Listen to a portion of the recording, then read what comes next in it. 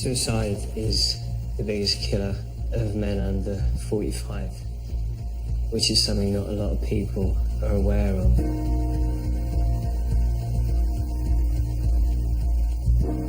Anyone actually who hasn't read those figures, if you ask them what was the biggest killer of men under 45, I'm sure they would say cancer, getting hit by cars, stumbling out of clubs drunk, violence. Basically anything other than them taking their own lives. It's a very, very sad fact, but it's not a very widely known one. I'm Stephen Manderson, better known as the rapper Professor Green. London, if we had a good time tonight! Do you mind if I do one more song before I piss out?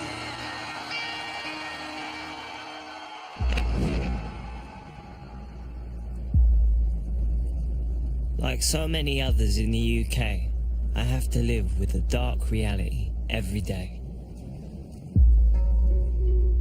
7 years ago, my dad Peter took his own life, aged just 43.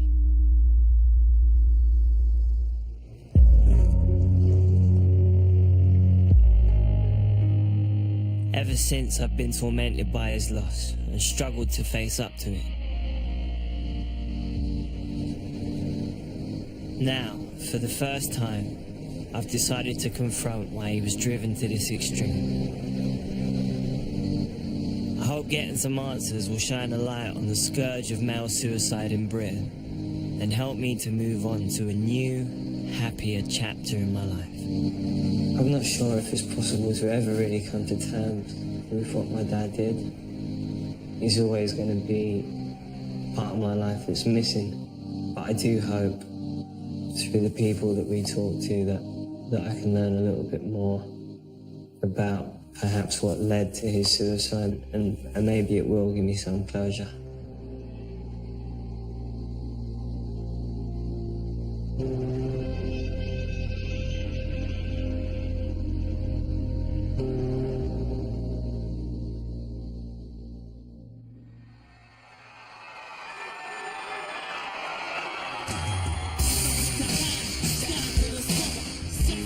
Through music, I've been lucky to enjoy success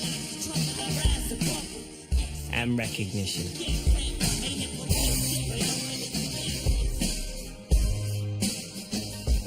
Away from the spotlight, I've been able to build a comfortable home with my two loves, Millie. Okay, let's just work this out. Who's doing what? I'll do everything. And Arthur. Fuck dog. You're making me jump. But there is one black day when I was 24 that I'll never be able to forget. I was still in bed and my nan come in crying. A horrible feeling come over me. I knew that something was really wrong. And she just blurted out, your dad's dead, he hung himself.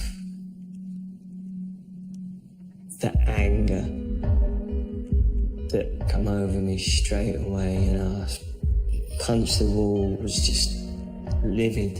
But then the next thing was upset, and then it was the confusion. Couldn't understand it. How could he have done this? What's he done it for? What was so bad that he had to take his own life? I'd like to get a better understanding as to why my dad did what he did. Over 6,000 people take their own lives in Britain each year, according to the most recent figures. Nearly 80% are male, a proportion that is on the rise. It's not a topic that anyone really wants to talk about. You want to empty a room, then you bring up suicide. I would like to heighten the awareness of the severity of the situation and bit by bit removing the taboo that exists around it.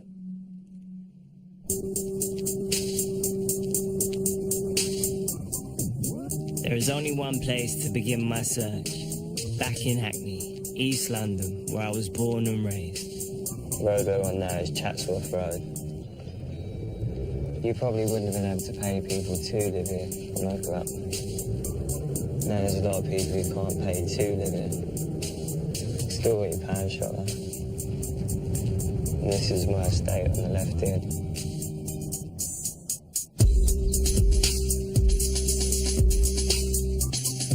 It was quite handy living on the ground floor, because if I ever wanted to sneak anyone in, like my girlfriend who wasn't allowed to stay over, she would leave, bye, and then shortly after climb back in my window. Sorry, Ned.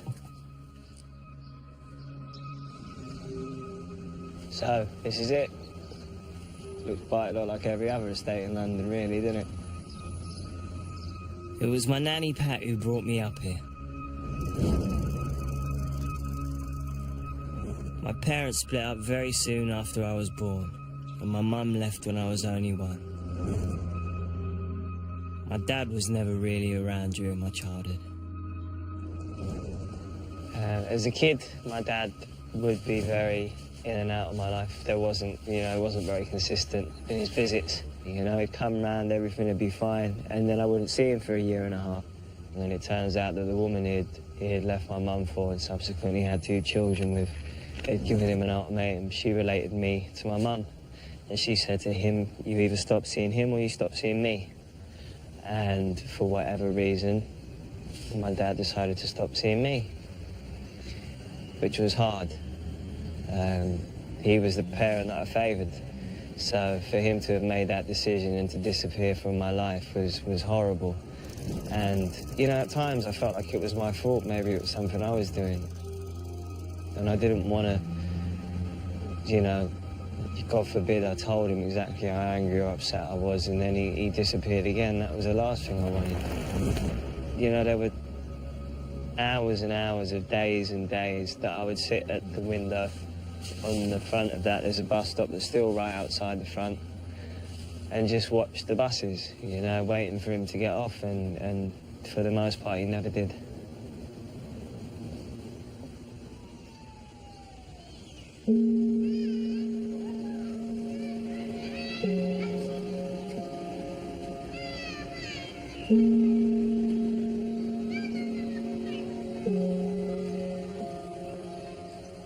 Hello, darling. I'm good. I haven't seen you in years. Dude, lovely to see you. Gosh. Oh. It's funny because I got a photo out the other day. Your dad was in it, holding my one when she was newborn. And I thought, wow. Did you know? Well, you know what happened, didn't you? I know, it's sad. Yeah. So sad. Yeah. How are you doing? You all right? He's my grandson, the Oh, youngest one. bless him. Keeps me on my toes. Yeah, much like I did, Pat. It's really nice to see you. It's lovely to see you. You take care of yourself. You take care as well. I want to know if there were any clues that my dad was unhappy during my childhood. A time when he was mostly absent. I've never spoken to any of my family before about his death, so I'm facing a daunting conversation with my rock who raised me, Nanny Pat.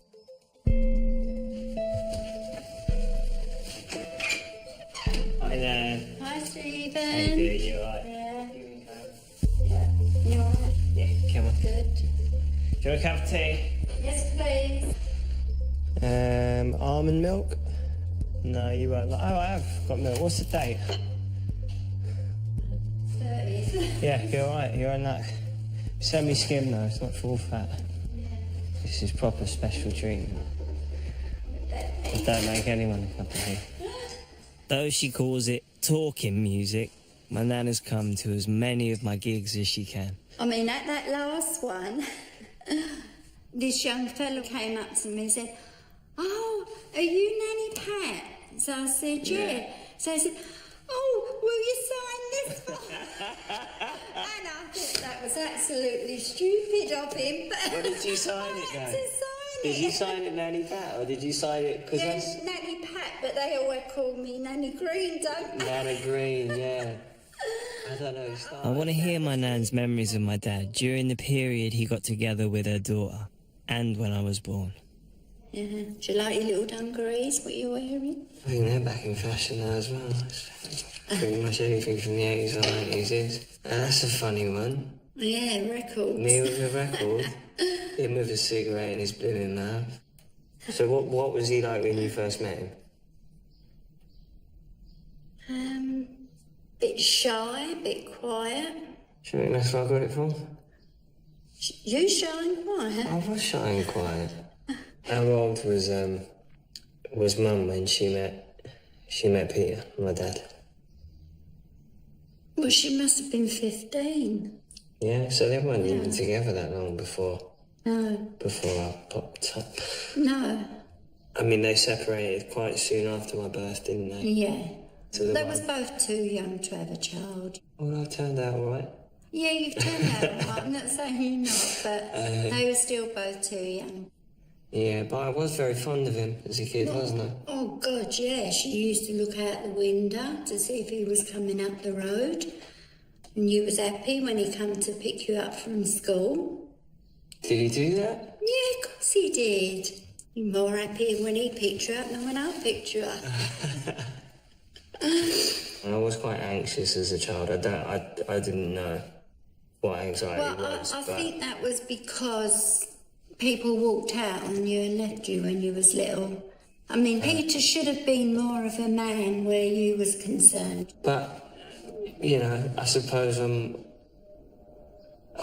there's very few ways in which you can look at anything that happened in a positive light, but it's taught me to be one, because I would never make the mistakes that he has. No. There's quite a theme between the carpet and the sofa and the... Yes. You look happy. You do, yeah. Well, you was.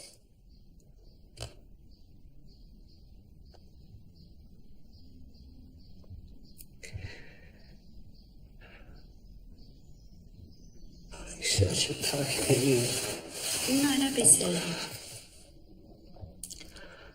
Not me, him. I'm entitled to cry. He's a flipping muppet.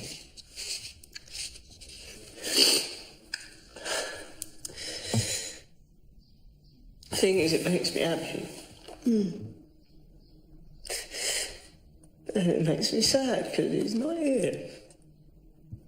Well, he must have been suffering to do something like that. He must have been. But it also just, you know, even in the time that he was alive, there was very few moments that I remember. You know, I can look at these pictures, but... You've got to remember, your dad loved you and he would have been so proud. Come on. Come on.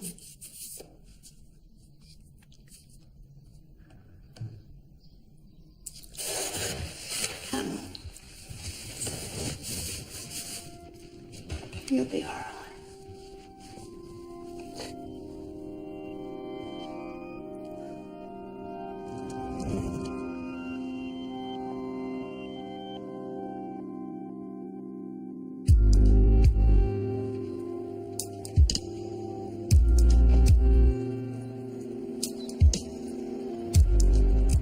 You know, going through the pictures, I never knew she had so many pictures of me and my dad. And obviously it brought a lot to the surface, but that night was, you know, I slept for 8 hours for the first time in ages. Probably because I was, you know, emotionally exhausted, but also because I felt like a weight had been lifted in some way. Alrighty, warm up set. Right, there we go. Dip your butt, shoulder blades tight, chin down, 3, 2, 1, and up, nice and down, good. As you want. Fire it up. All of those emotions are still there. I'm just, you know, on a day-to-day basis, quite good at keeping them at bay. Take your time to release, last one, spend some time down here, load your time. And to get it out sometimes is a great help. Also, me and my nan are not that great at talking. You know, we discuss things that we hadn't really. I got to ask her loads of questions that I've wanted to and haven't before. And hopefully it's the start of, you know, a much more open dialogue.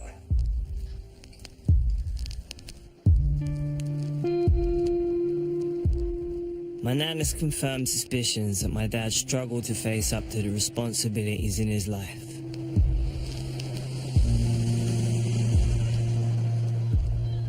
But I'm still a long way from understanding what may have driven him, like tens of thousands of other men in recent years, to the extreme of killing himself. To find answers, I need to reach out to those who were closest to my father. Oh, my boy.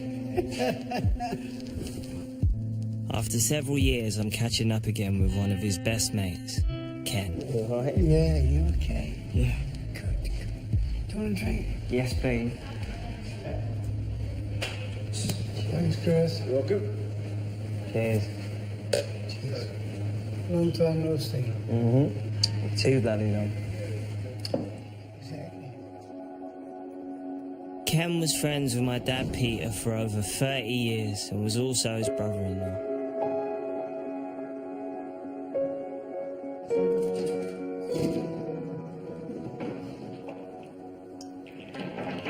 Can you play as good as your dad? No, definitely not. He'd be embarrassed. I mean, you got. Yeah, I definitely didn't bring my own cue. Oh, well. Okay.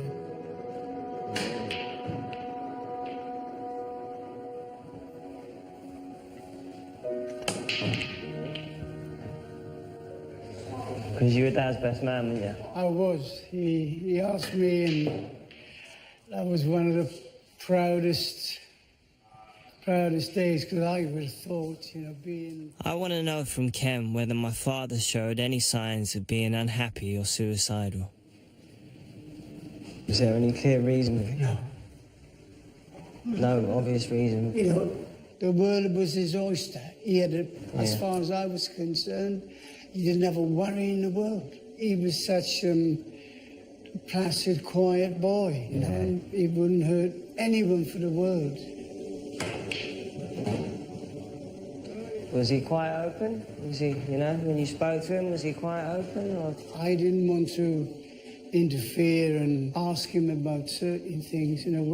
When we saw each other, it was a case of, right, let's go out and have a couple of beers and a couple of games and we talk about football, about the Spurs, obviously, and... That's typical blokes, isn't it? Yeah, we keep a lot in. So he didn't ever talk about his own Never, life? well, that's why it was so hurtful and devastating what happened, what he did. It kills you. It does. You think, why? Why didn't you come to me? Why didn't you say this? And why didn't you say that? Well, he must have been holding on to a lot. There's got to be something like that. The truth always hurts. You've got to come out with it. Because if you're carrying things around, it doesn't go away.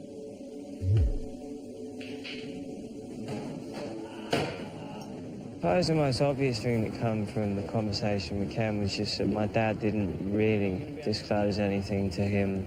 He kept everything to himself, which is typical of a bloke's bloke, isn't it? Oh, look at him again.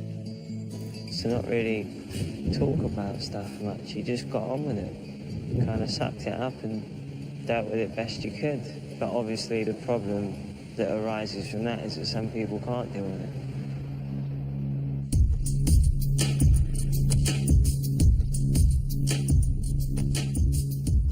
It seems my dad kept his demons hidden. I want to investigate how far this classic male trait helps explain why nearly 4 times as many men as women take their own lives.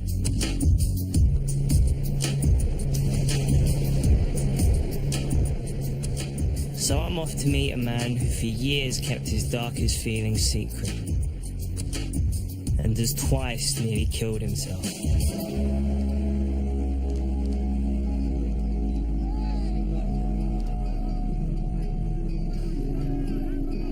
Ben's a keen amateur rugby coach from London. He says he used the sport to suppress his mental health struggles and the effects of traumatic events in his life. I was depressed for an awful long time. I was just able to function with it. Work silly hours in a professional job to try and mask the fact that I was miserable inside. What do you think made it possible to keep your feelings at bay? I think never taking a break. Ben's troubles began when he was 17. I'm shocked to discover that his father also killed himself. He took his own life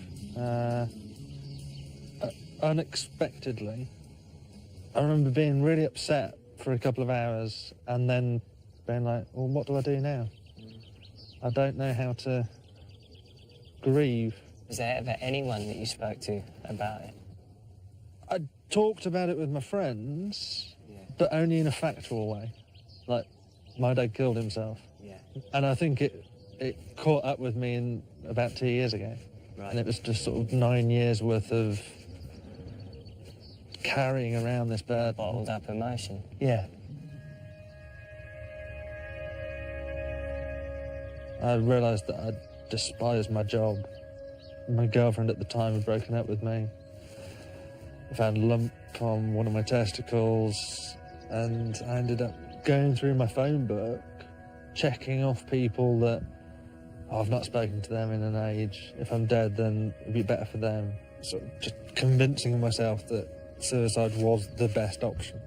And I ended up swallowing pills and just shoveling them down my neck because I was like, I'm worthless, totally worthless.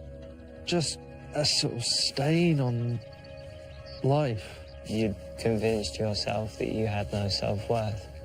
And no one else had a worth in me. Ben's attempts to end his own life thankfully failed. But he still has to live with his demons. If I'm feeling really shit, I'll default to, I'm going to kill myself. Do you think it's something that's always in the back of your mind going to be an option? Yeah. Trying to accept that and know that if I am suicidal, it's okay. It's probably just going to pass. Yeah. And I've got coping mechanisms and strategies in place. People to reach out to. I've got a list of people who I call, got a little book that I carry around. Yeah. And it's got a letter in the back from me to me. Yeah. And a little sign saying, help me, I'm suicidal. Do you think as men, our inability to often voice our feelings is linked to the high rates of suicide? Definitely. Because if you can't talk about how you're feeling, eventually it just grinds you down. I mean, I managed to last 9 years and I've no idea how, looking back. I think if you reach your sort of mid-40s and you've never really talked about how you're feeling, it's an awful lot of weight to carry around. It's a big burden. Yeah. Talking to Ben gave me a bit of insight into what it's like to reach that proper crisis point where you really don't want to carry on anymore. Which also helps me to understand a little bit better what my dad might have been feeling like just before he took his own life. I'm happy for Ben. You know, what he's done is the right thing. It's a positive. He's gone out and he's sought some help. But what his story also shows us is that if you suffer a series of traumatic blows and you combine that with not talking about your problems, it can trigger suicidal thoughts, which is a dangerous cocktail, and it afflicts men especially badly.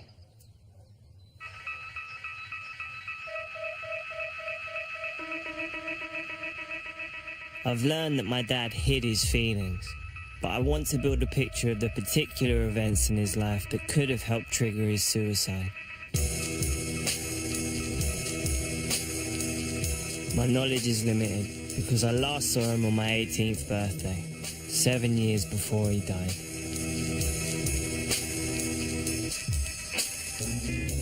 I don't know if it was really a conscious decision to not contact him. It was just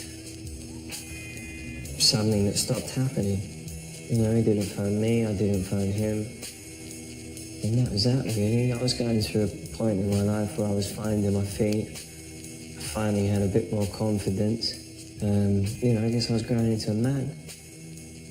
And I don't think I did it spitefully, but I kind of felt like, you know, I can get by without you. I'm proof of that. I'm still here. So I just stopped bothering. In his final years, my father settled with a wife and stepchildren outside London. A few months before he killed himself, I decided to reach out. It was just before Christmas, and we arranged to meet the day after Boxing Day. And I called him just to see where we were going to meet. And he said, oh, you know, the wife and kids are really excited to see you. I was just like, well, this ain't about me playing happy families. This is about me seeing you and us sitting down as adults and for the first time actually having a conversation about everything that's happened. And he started to stutter. And I just lost my temper because I knew exactly what was coming. And I just told him to fuck off. I said, if I ever see you again, I'm gonna knock you out. You know, it would be easy to look back and think, oh, I wish I never said that. I wish they weren't the last words that I said to him. I had a right to be that angry. You know, I had more than a right to be that angry. I had a right to be a damn sight angrier than that. But that was the last time we'd speak.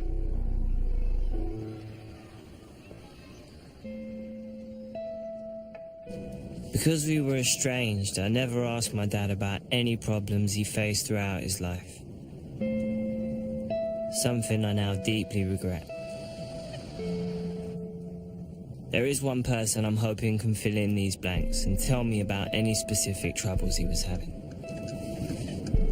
We are off to see Debbie, my dad's sister, my aunt, in the place where they grew up. Initially, I thought today might be a bit daunting. I didn't see that much of Debbie growing up, but I don't know, I feel good about it. I'm quite interested to know more about my dad. It's mad to think, isn't it? Today is going to be the first time I'm knowingly going to visit where he grew up.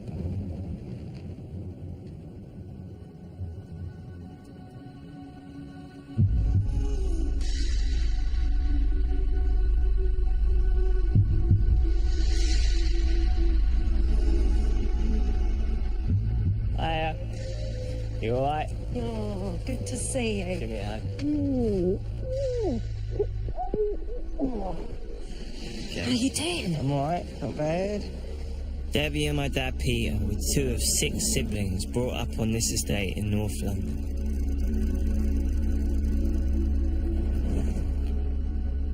It's just along here that we used to live at. 2-bedroom flat with 8 of us. Bloody hell. Mum left home. Well, that was when I was 6, so Pete was a baby, and he had to be taken into home, and then I had a bit of foster care. But I remember Dad standing in the kitchen with all of us saying, he's not going back. We were the only kids who only had one parent, so, you know, there he was in the infants, I was in the juniors. We'd, you know, pick each other up and come home. So as kids, were you all close, brothers and sisters? Was everyone close? Yeah. I think, obviously, you know, Mum leaving home when she did, and we all really stuck together. But then him not having his mum there, that's always going to have some effect, you know? Did you know that Peter was a twin? Your dad was a twin? No? Yeah, he was an identical twin that died at birth. I had no idea. Sorry, darling. I didn't even know. Yeah, he was going to be Darryl Thomas. After revealing the adversity my father faced as a child, Debbie brings up his final years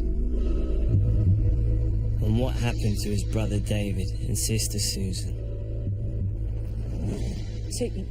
2 years before he passed away, well, do you know that David died? In the same way. David committed suicide in 2006. Can't get your head around it. But then Susan died in 2007. How did she pass? She hadn't been very well. In fact, Pete used to really watch over her a lot. She'd got a type of leukemia and was taken into hospital, and she fought so hard, that she died. Was he upset about? Obviously he was upset, you know, he'd suffered a lot of loss. Was he depressed noticeably, or? I certainly know Susan was massive, you know, he wasn't good. Susan going was massive for him. Yeah. Really, really massive for him. I remember him saying to me afterwards, you know what, he said, that was the most beautiful funeral I've ever been to. And then I think we gave it to him, because you were there. Yeah, he went in on my shoulder.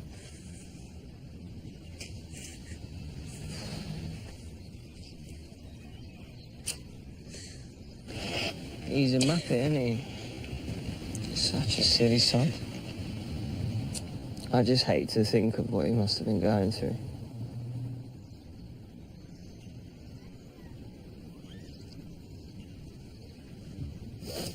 He went out of the house with the full intention of going to get some help. And we only found that out at the inquest. He'd been to the doctor and he was going to go to see Mind. And he went out. So he was? He went out of the house to go to see Mind. Yeah. And instead of turning left, he turned right. That's the only way I could describe it. It's really, really hard. Really hard.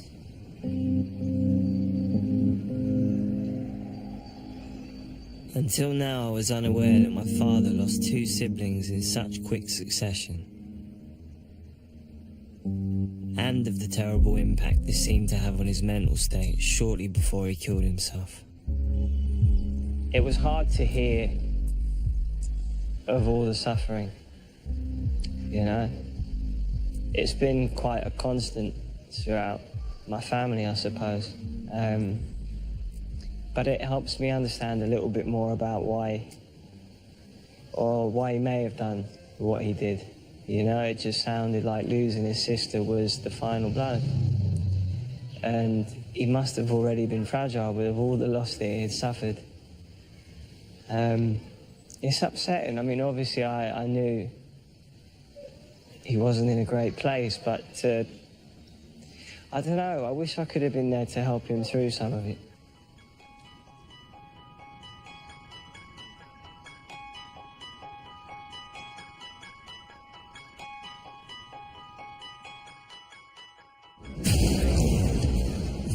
Not being around for my dad has left me with a burning question. What could I have done to prevent his death? In the UK, suicide accounts for a staggering 1/5 of all deaths of men under 45. With so many choosing to take their own lives, what kind of help is out there to reduce this toll? To try to find out, I'm visiting a unique place which specialises in caring for people who have reached crisis point. We're off to a place called Documentaries, which from the outside looks like any bog-standard North London terraced house, but it also happens to be a retreat for people that are feeling suicidal.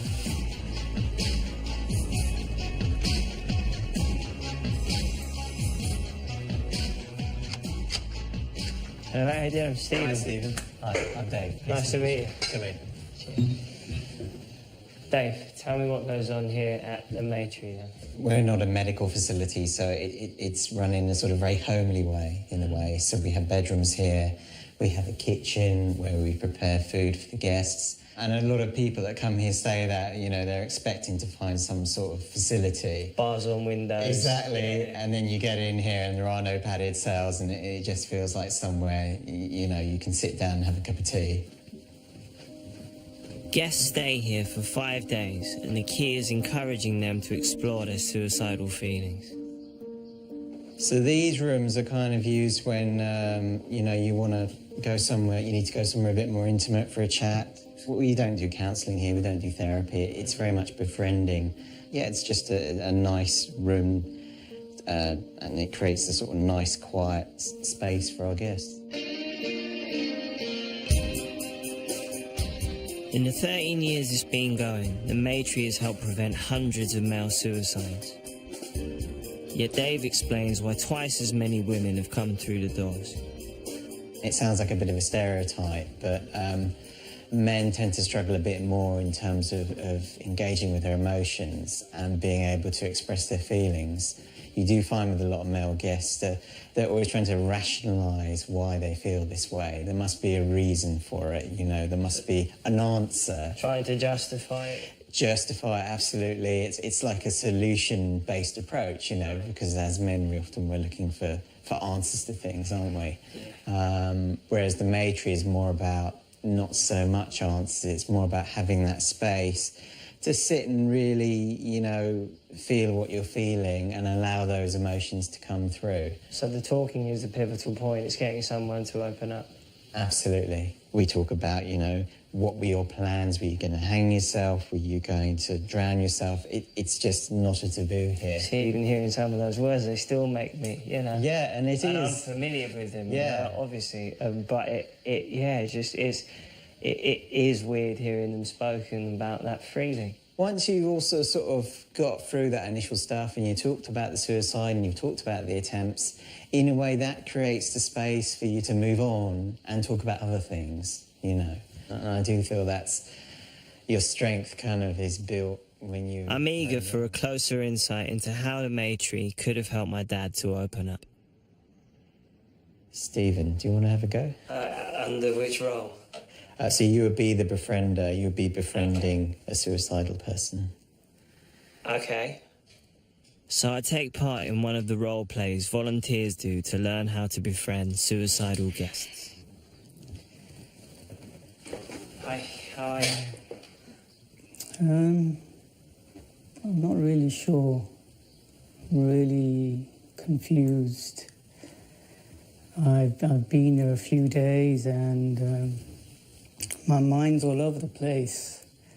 I'm scared I might harm myself again. Well, firstly, I think you need to remember that times are dark, but they do pass. You know, and they may not pass forever, they may return, but the important thing that you have to learn to hold on to is that there is always change coming. You can think rationally, but I just don't feel alive. I just feel dead. I'm like a walking zombie. I don't want to be here. I just got to a stage where I just had enough. And suicide and killing myself was the only way. It's a surprisingly realistic and intense experience. What triggers your downs, do you think? It's about just seeing a dark, bleak future. There's nothing good going on in my life. It's just I failed as a human. I'm not a happy person all the time. I'm smiling now because I'm sitting here with you and, you know, I feel through our chats we've bonded. You know, so you're having a down moment now, but you still come and found me and asked to speak to me. So deep down inside is a person that wants to live, not that wants to die.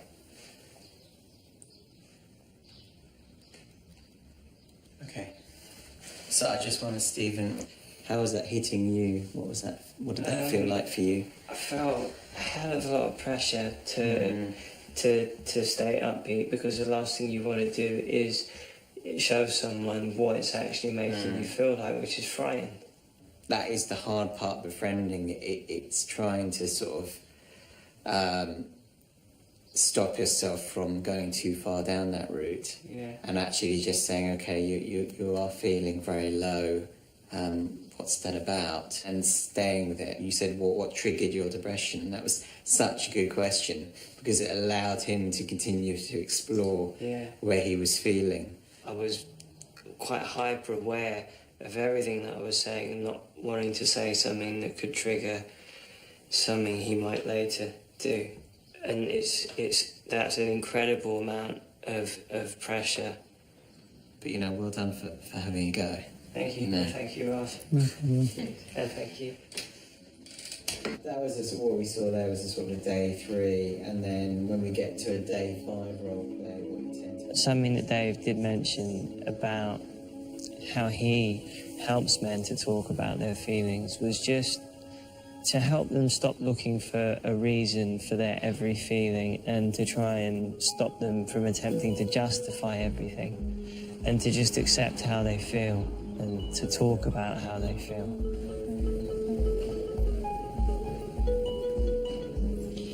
If my dad, along with all the other men who have sadly taken their lives through suicide, had somewhere like this, it could have changed everything.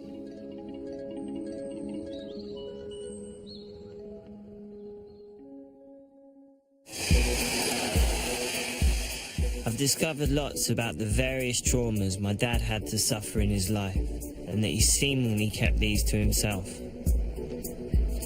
Now I want to uncover more about how his story fits into the bigger picture of the UK's male suicide problem.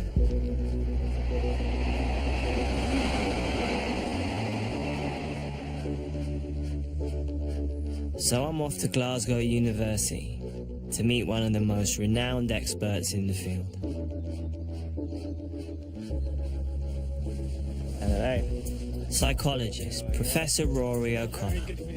A real professor. Well, I don't know about that. I don't know about that. Slightly more questionable credentials.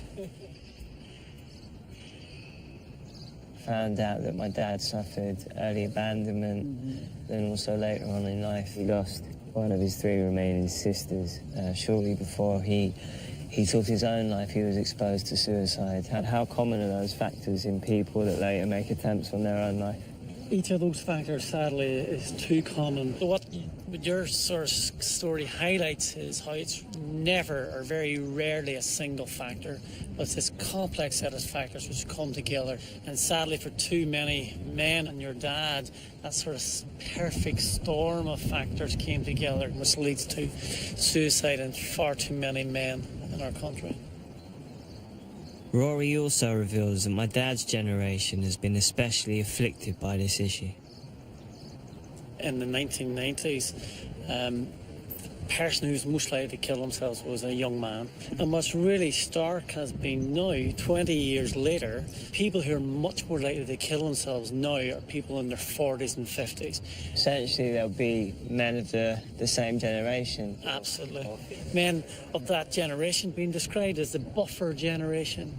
That when they look ahead to their fathers had to sort of stiff upper lip perhaps. And then when they look behind to their kids growing up behind them, their kids are much more comfortable with talking about their emotions or seeking help, and they're sort of caught in the middle, not knowing what to do.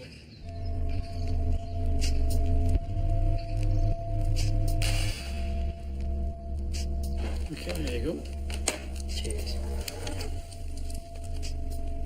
Sad music will appear on this through the headphones will appear on the screen, and the number of statements. If you can just start reading the statements out loud and think about what those statements mean to you. Okay, we're ready. Okay.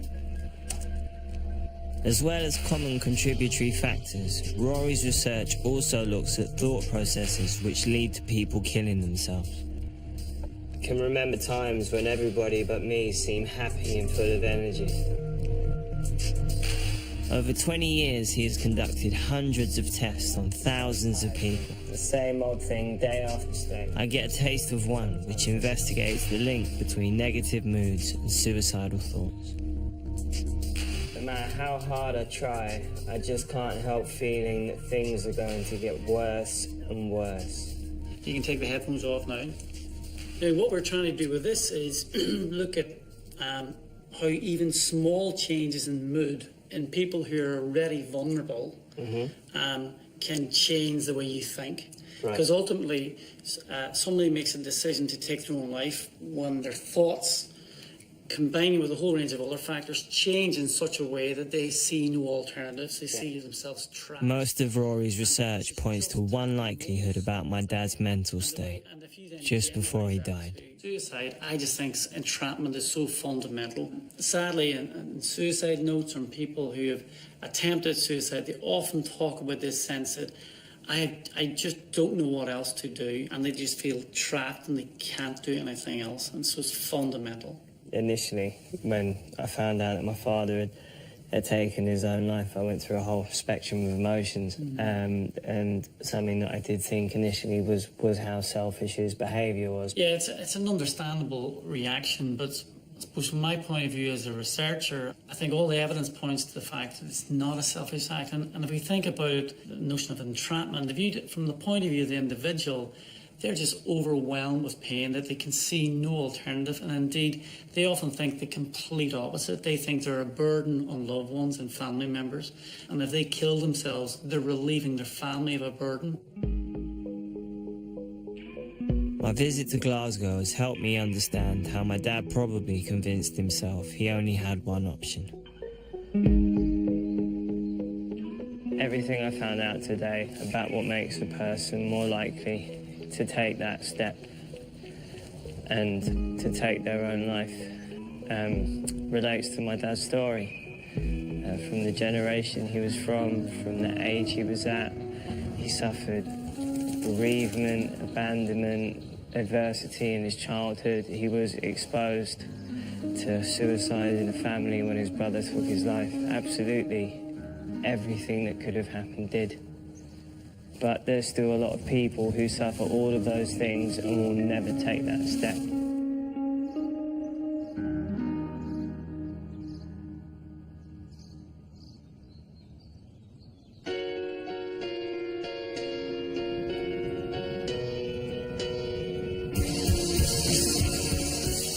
I set out to confront why my dad killed himself, to highlight the scale of the male suicide scourge in the UK.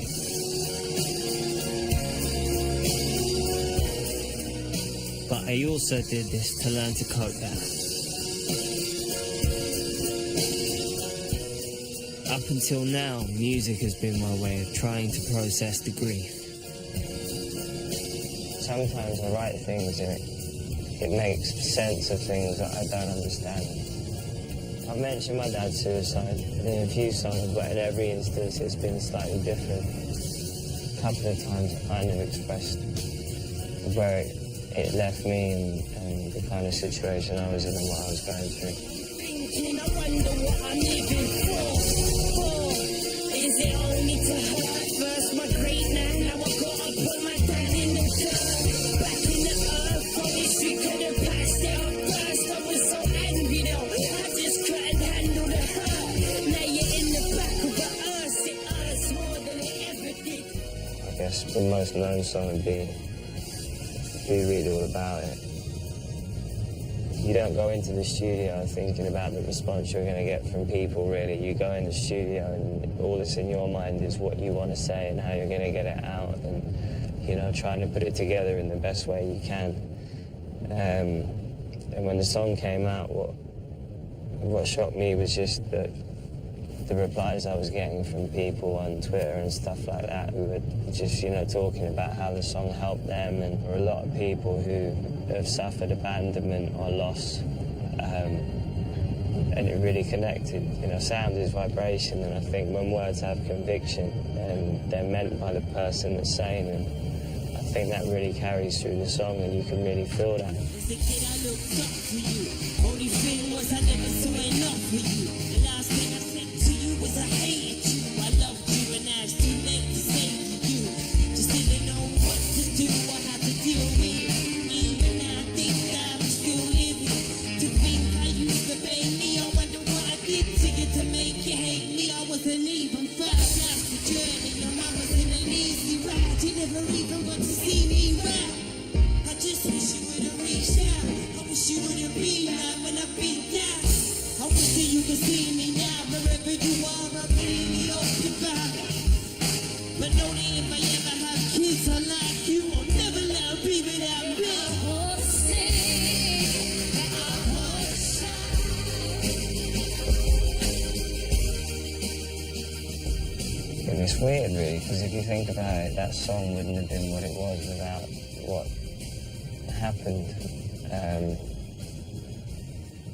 It still doesn't mean that, you know, I don't wish it never did.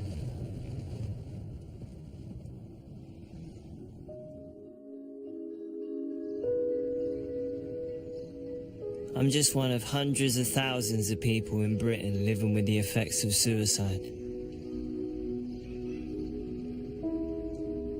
It's the stigma that surrounds it that makes the pain all the tougher to deal with.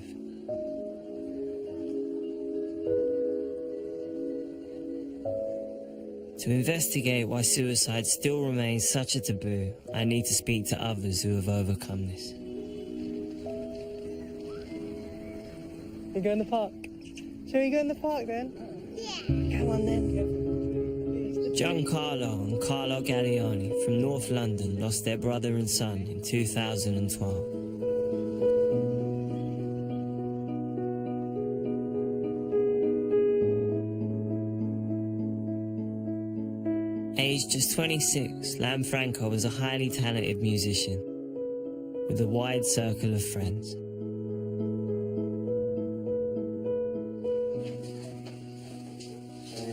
This is Lan. Yeah, these are some of the memories that we've had of him. One of his friends done a little character of him, a little drawing. Basically, just, you know, he was such a good guy.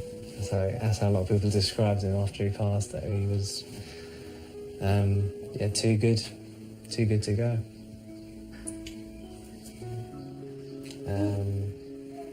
That's one of the questions you ask. Is, you know, he had it all going for him. You know, beautiful girlfriend, happy home.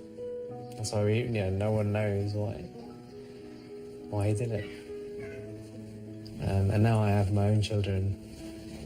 You know, having a brother, losing a brother is really tough. Losing your own son or daughter, that's... I can't even imagine it. I can't even fathom it. These were some of the memories that Lan's friends left at the wake. I mean, a lot of the messages say, can't believe you're gone, can't believe you're gone. If people had problems, they'd go to him. Yeah. And it's just, it's just that common thing that you're holding all that inside, and the reality is that depression is eating you up inside. It really shows how it affects people, just not because it's not just the family that are affected. It's everyone around them. It's their circle of friends. It's like an atomic bomb. The impact that you have, the amount of people that you touch in different ways. Those repercussions last, much longer than what you think is an easy way out at the time. It's particularly hard afterwards, I guess, because we didn't see any of the signs. We're a very close family, and it's like he just couldn't open up to us, and that hurt a little bit. The sense of taboo associated with suicide first surfaced within the family. I remember when we had the first conversation with my mum and told her what had happened. After she came down, she was like, "What are we going to tell everyone?" And she was like, she's a very strong Catholic. She just didn't want to tell people what had happened. It was very stigma attached to it. Yeah. And people are scared, just like in the olden days, the cancer or the AIDS, people are scared of talking about it. I remember when I went into work, after a few weeks off, no one had people have had it really difficult to talk to me about it, and it's hard usually when you lose someone. Yeah. But I think when they know that they lost them to suicide, people really clam up and don't feel comfortable talking about it. Ultimately, the Galleonis decided to tackle this silence very publicly through the charity Calm. The whole reason that this exists is because people don't talk about it, because people don't go out and help others and communicate and remove the taboo that is around suicide. So we made the decision as a family that, no, let's put our foot in the sand, and I think that started something within our community. And people just went out there and were just doing all sorts of fundraising events. It was just crazy, climbing mountains, playing gigs, dinner dances. We managed to raise well over 50 or 60,000 pounds. That's incredible. Which was phenomenal. But we were never after the money. The one thing that we wanted was the awareness. Yeah, we're here today and we're comfortable talking about it and trying to help spread the word more. It's getting worse. Yeah. So It's uplifting to see Lan's family changing attitudes, but at the same time rebuilding their lives. What's helping me to move on is having conversations I've never had before with my own family. My father Peter killed himself 2 years after his brother David did the same.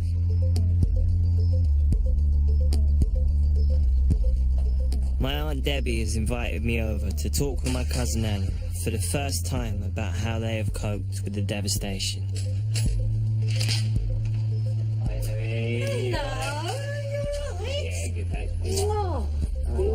Excellent. Come on in. Both Debbie and Ellen were especially close to my dad. Oh, he adored you. He really adored you. Yeah.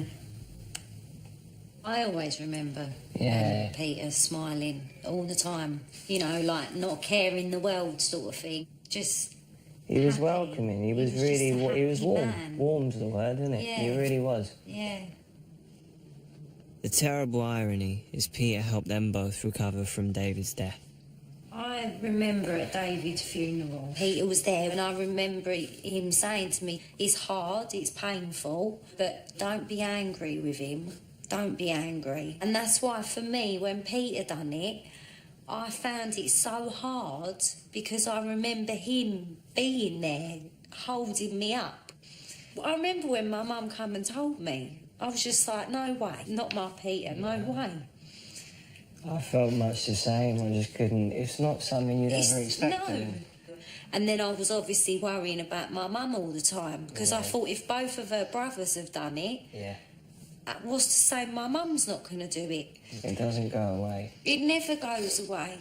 But that's why I always say to people, it's no matter whether you're 6 foot tall, 10 foot wide, talk to people. Yeah. Just talk. You know, it's okay to cry. It's okay to talk about it. You know, it doesn't make you less of a man. Crying's all I've bloody done making this documentary. You know? We were in pain, but we had each other and were in pain together. Yeah. You must have been just so isolated with it. It wasn't something I could really share with anyone either. Well, that's why I had to get the help that I got, and I got a lot of help. It was a real major thing for me to do it. When I actually... Hard because you're admitting to it, and that's a big problem. People don't want to admit to the issues or the problems that they have. I think it took me... It must have been at least 6 months or 8 months of probably just, staying under the duvet, feeling dreadful. When I finally took the step and went to that counselling service, well, she came to my house every week for 18 months. And that's one of the things that I have worked hard on, that if you get a day where you feel crap, allow yourself to feel crap. Yeah.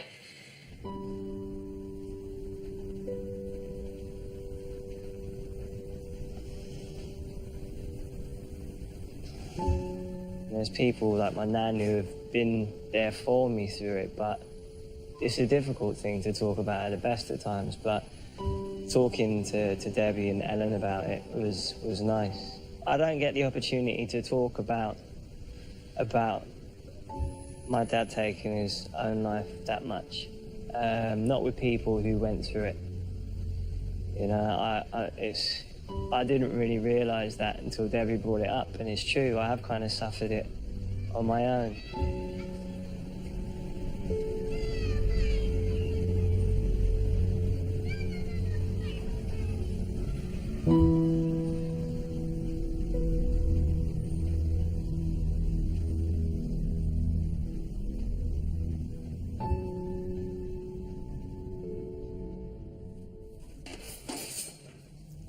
What do you want me to do?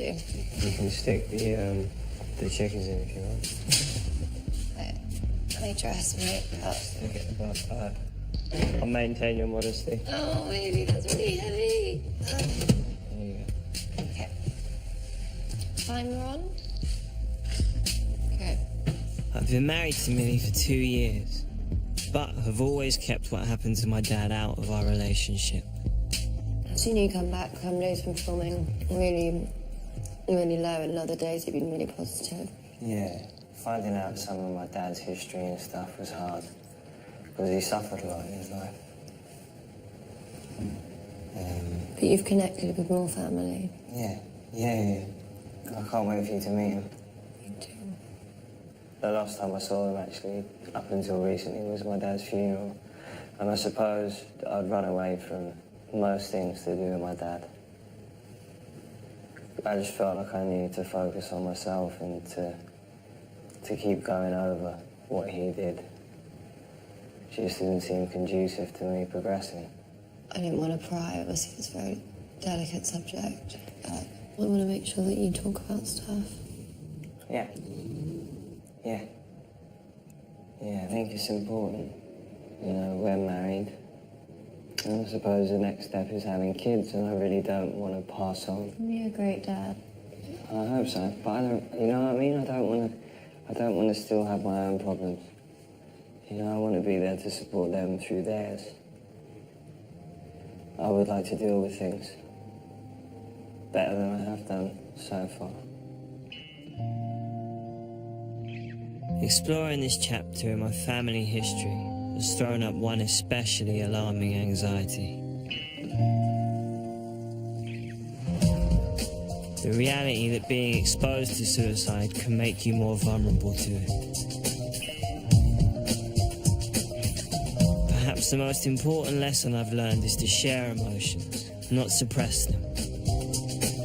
So I'm taking the big step of visiting a psychotherapist.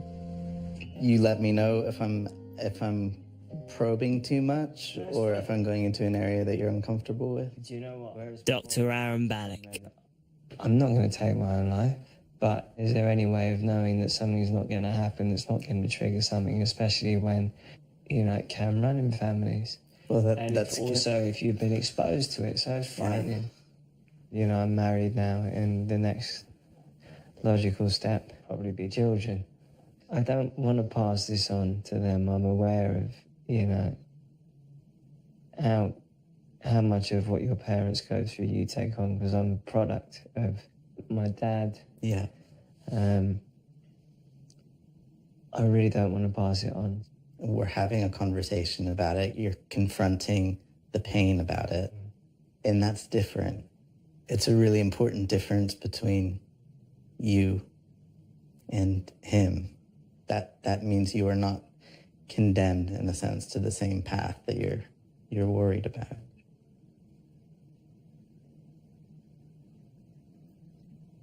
You really miss him, don't you?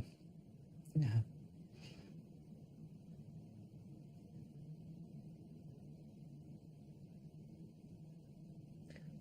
Crying again. These are the real feelings, though, aren't they? They're not the fake ones. No. Yeah. I mean, this isn't a side of myself that I see a lot. Yeah. So to know that there's going to be people out there who I've never met or encountered, what, you know, God knows how many people seeing me like this is frightening. But then that takes it back to the whole view of an archetypal male and what a man should be. You know, why would I be scared of people seeing me like this? People can see me laugh, they should be able to see me cry. But I don't want to appear vulnerable. Yeah. And that's a huge part of the fucking problem. That we don't want to appear vulnerable and we got to show up strong all the time. So what happens to all that vulnerability in people? So it gets pulled up.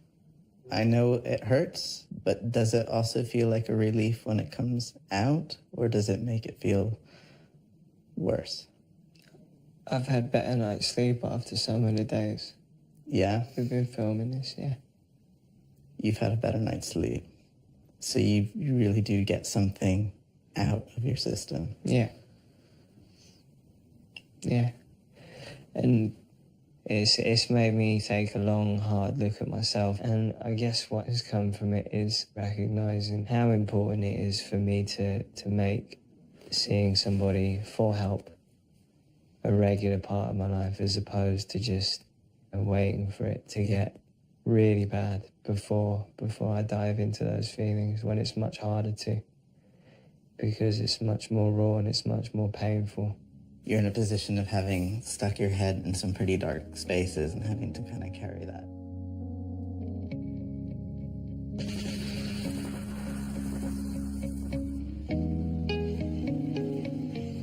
I never expected it to be easy going through the process of finding out more about why my father might have committed suicide, but it has been really bloody hard.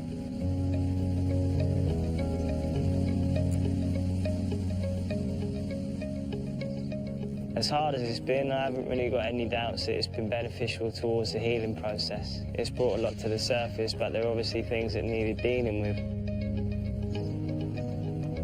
If any good can come of me sharing my experience, I hope it's that it encourages more men to be vocal, not keep their feelings bottled up. I hope it helps diminish some of the stigma that still exists around suicide.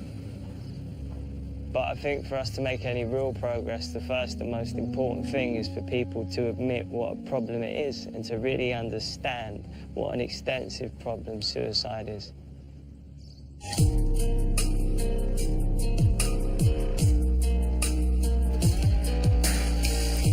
If you're feeling emotionally distressed and would like details of organisations which can help with advice and support, go online to our website or call the BBC Action line to hear recorded information on 0800 066 066. Lines are open 24 hours a day and calls are free from landlines and from mobiles.